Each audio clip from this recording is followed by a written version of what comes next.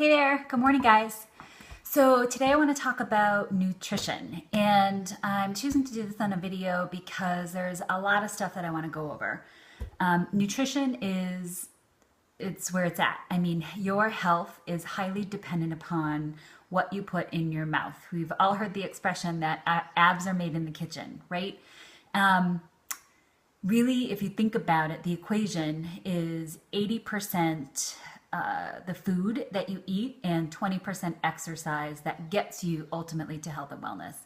And honestly, I'm living proof. I actually, in the picture that I'm going to share in the comments below, I'm going to show you one of my first half marathons. I had actually run at that point maybe 2 half marathons and a full marathon, and I was like 25 pounds heavier than what I am right now.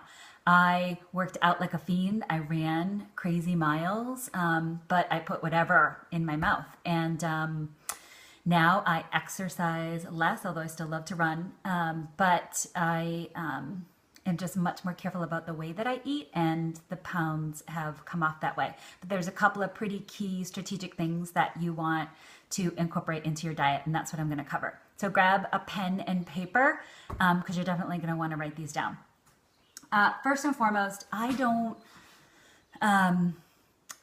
use the word diet or weight loss. We all want that, right? But this for me is all about getting healthy. If you completely change the quality of what you're eating, then the pounds will come, right? So I'm really going to focus on the quality of the foods that we eat, which is something that I've learned, and it's been huge in my life.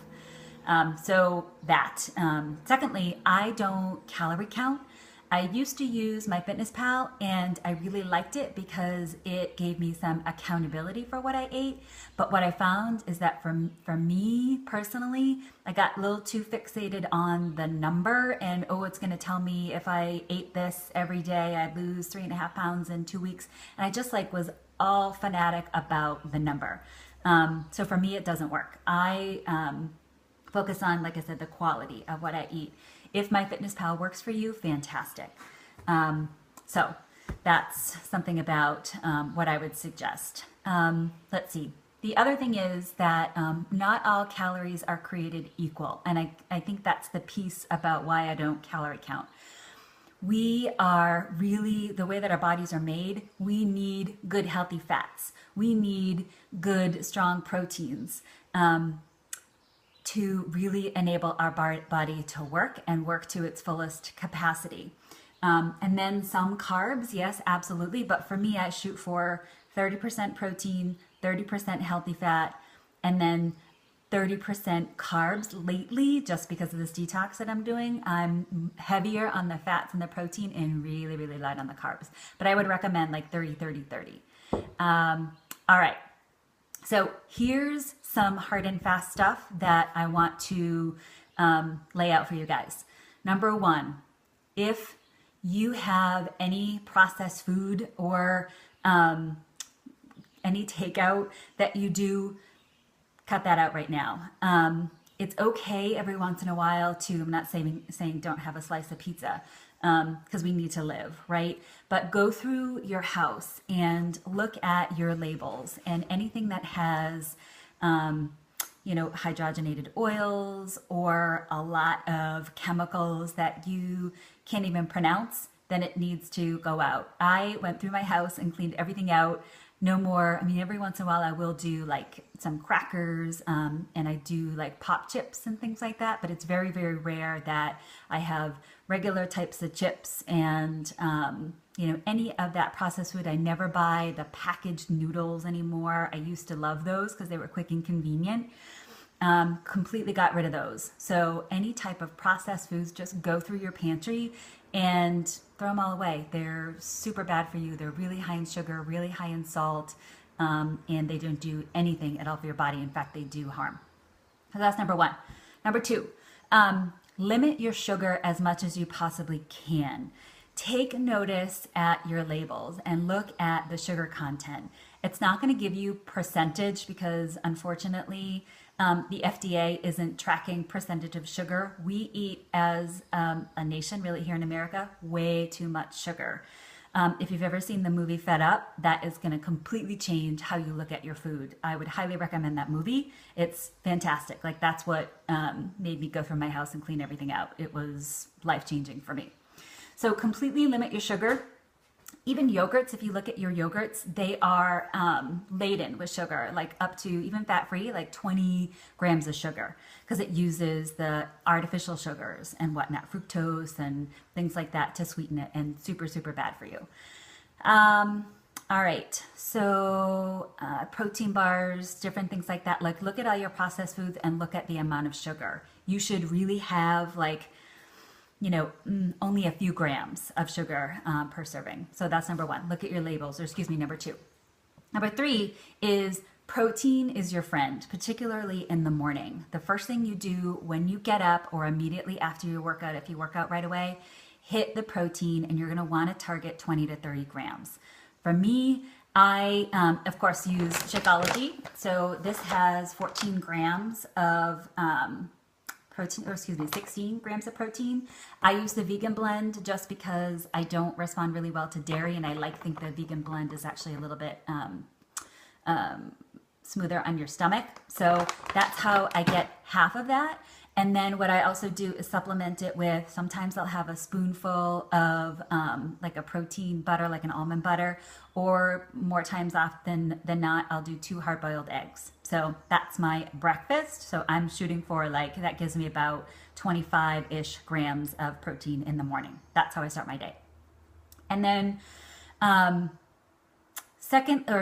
number 4 is really limit your carbs. I mentioned like shooting for about 30% carbs, especially completely eliminate any simple carbs, things like your breads and your pastas and your rolls and things like that. They completely clog up your system. I'm not saying it's not okay sometimes to have like a, what do you call them? Like a roll up or lavash bread or things like that with a salad. But really look at the number of carbs and try to keep that in and around like 30% of your total calories for the day. You can get great carbs through your vegetables, and then things like sweet potatoes, things that have a lower glycemic index, which basically means that it takes your body longer to process it. So it's gonna release that energy a little bit slower throughout the day, and then it's not gonna make you like crash and burn. So that's number 4, all right? Number 5, healthy fats. So 30% is what you're going for. A couple different ways that you can get healthy fats. I have been putting half of an avocado in my smoothies in the morning, and it's fantastic. It's a healthy fat, and it makes them super creamy. If you don't like the taste of avocado, you're not going to really be able to taste it much in Shakeology, or add like a little squeeze of stevia, and it's awesome. Another way that I get my healthy fats is coconut oil. Coconut oil I use all the time in everything. I cook with it, I bake with it. I also put this in my protein shakes in the morning. I put 2 tablespoons of this in my shakes, and I'm getting my healthy fats. Another thing is almond butter. Almond butter, sun butter. Look for the lower grams of sugar. So this almond butter has 2 grams of sugar. Some of the like cashew butters, or some of them are like super high and at like 8 to 10 grams. You want to stay away from those and go for the lower sugar ones, where it's going to give you protein and it's going to give you healthy fats and not a lot of carbs. All right. That's healthy fats. And then last thing is just general substitutions in your cooking. I use for flour, if I'm baking cookies, I try to use a high percent of cocoa in my, if I'm using chocolate, like a dark chocolate, or shoot for like 85% full chocolate. And then I use either almond flour or coconut flour as my flour base. And again, from my oils, I am substituting my coconut oil for my other, like I never ever use, I remember the name of it, not olive oil, but just regular corn oil. Never ever do I use that. For your sweeteners, if you are like sweetener in your coffee, or if you're even cooking with sugar, stevia is fantastic. I love this little drop bottle. They have it at Hannaford. You can get it at health food stores too. I use this for everything. I drop it into my shakes. I drop it into, I don't drink coffee anymore, but in my tea. And you can also buy it in the little sugar packets, and it tells you right on the pack here. Each packet is equivalent to 2 teaspoons of sugar. So you can substitute this, and it also comes in a bag if you cook a lot with it. It is much better for you, easier on your body and your digestive system, and it doesn't have any artificial, it's completely natural. So that's kind of my 5 hard and fast. There's a lot of information here. I apologize, it's a little bit long. I also apologize for this background. We get construction going on in the kitchen. But I hope that that's helpful. So wanted to kind of lay all that out for you. What I'd also like to ask of you guys is that we get into the habit of posting at the end of each day what we're eating. That will help to kind of really take a look at and dive into the quality of your foods. And I can give you just some thoughts and some suggestions on some tweaks that you can make here and there. And again, it's only intended to help you, not intended to put you on the spot. But I think that that also helps toward that accountability. So, one last thing. This also is fantastic. This is, if you ever just look online, look it up, like Bragg's apple cider vinegar, all the benefits. It's like from digestion to skin to like how shiny your hair is, how fast your nails grow, whatever. It's like the answer to everything.